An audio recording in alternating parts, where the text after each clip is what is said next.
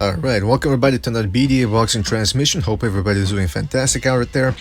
Thanks for joining. Now listen, I want to talk a little bit about Wladimir Klitschko, because I was reading some message board comments, some YouTube comments, and based on what people have told me in the chat room of our podcast, there's a lot of Wladimir Klitschko fans out there. And Klitschko really did himself a favor by taking on Anthony Joshua in that last fight of his and really showing guts in almost pulling off a victory over a much younger opponent.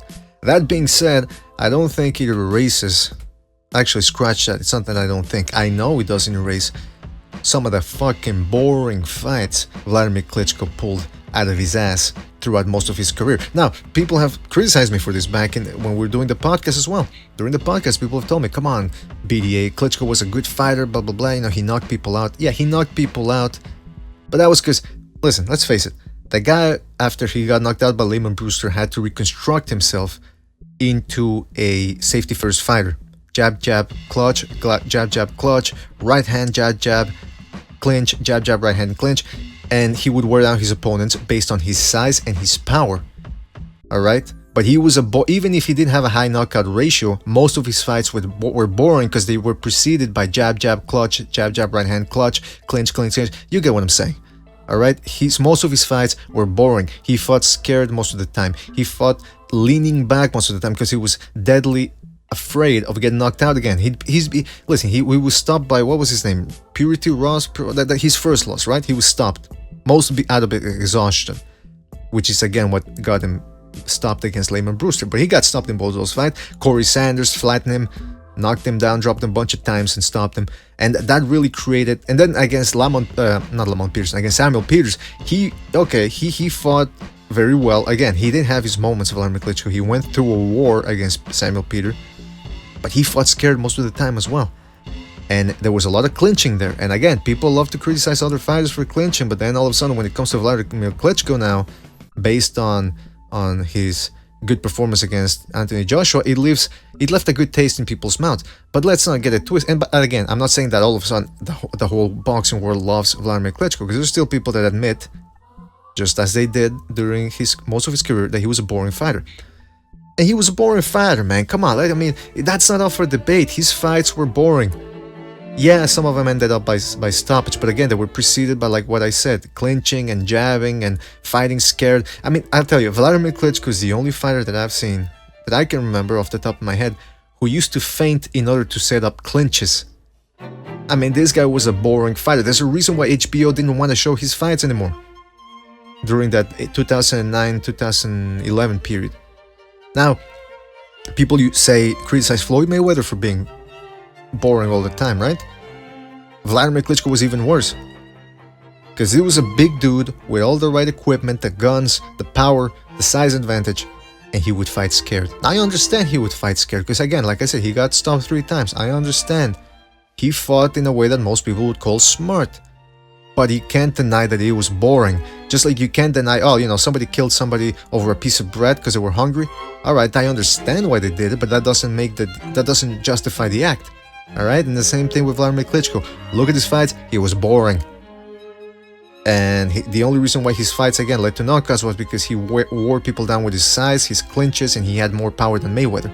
If he hadn't had the power, and again, I know it's an if, but Mayweather didn't have the power to stop guys. Alright? He had to outpoint them most of the time. And even Mayweather, like Klitschko, he had his moments, right? He had fights where he came forward and made them entertaining. The fucking Zab Judah fight was entertaining against Ortiz. He tried to work Ortiz down before the whole debacle ended the fight.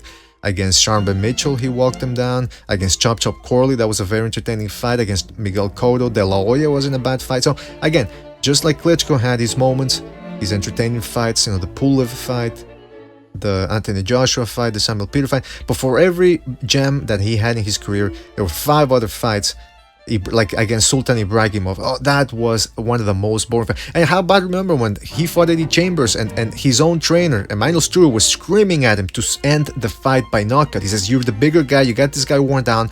Why do you keep tapping and trying to get a decision when you could knock this motherfucker out? Let the shots go. You got big man. Listen, you're not punching enough. You're letting him go because you don't punch. If you miss a punch, you got to throw the punch. You got to try, man. Okay, well, you got to try. You got to. And to Klitschko's credit, he did it. But that just goes to show you his mentality, that his own trainer had to scream at him in front of the cameras to get this guy out of there. It wasn't in Klitschko's disposition. It wasn't his disposition anymore to knock people out. He used to throw combinations back in the day, remember? Prior to the Lamont Brewster loss. The Lamont Brewster loss, like I said, that was what started the whole thing. But let's face it, guys, Wladimir Klitschko was boring. Another if he wouldn't have had the size advantage, he wouldn't have been as successful. Again, I know that's like saying, well, if Mike Tyson didn't have power, he wouldn't have been as successful, but it's the truth. He had all the right equipment, Klitschko, to be a machine, a destroyer, and he just ended up doing boring fights. And again, to his credit, in Germany and Europe, he still pulled off big numbers. But then again, you saw the guy who sang the intros for Fury and Klitschko. Or was it Anthony Joshua Klitschko? You know, the masked, what do they call him? The masked magician or something like that? This guy with a mask and he's singing opera songs. And that's what they like over in Europe. So that should tell you a little bit about their taste. They liked a guy like Klitschko, they embraced him, fine. But he was boring.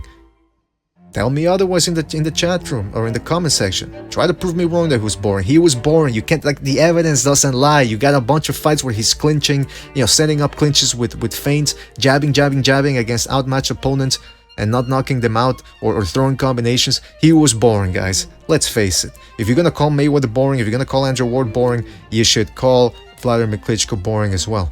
This is BDA, Mr.BDA, trying to tell it to you the way he sees it. Tell me if I'm wrong, tell me if I'm right. Don't forget to like, subscribe, and we'll see you on the next one, folks. Take care. Yeah.